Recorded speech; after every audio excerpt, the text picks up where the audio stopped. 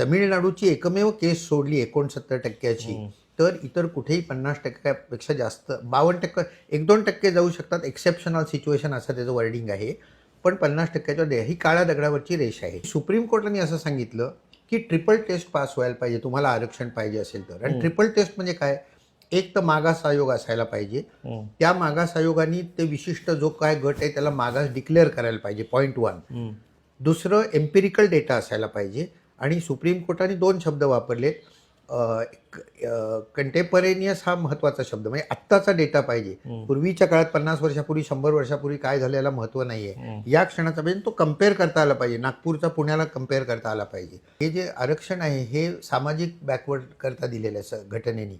ही काय म्हणतात त्याला, आर्थिकदृष्ट्या किंवा गरिबी निर्मूलनाचा हा कार्यक्रम नाही आहे. बरोबर. त्यामुळे सामाजिकदृष्ट्या मागास आहेत का हेच ठरवायचं आहे, त्यात हे बसलं पाहिजे. आणि मी तुम्हाला सांगितलं ट्रिपल टेस्ट पास व्हायला पाहिजे.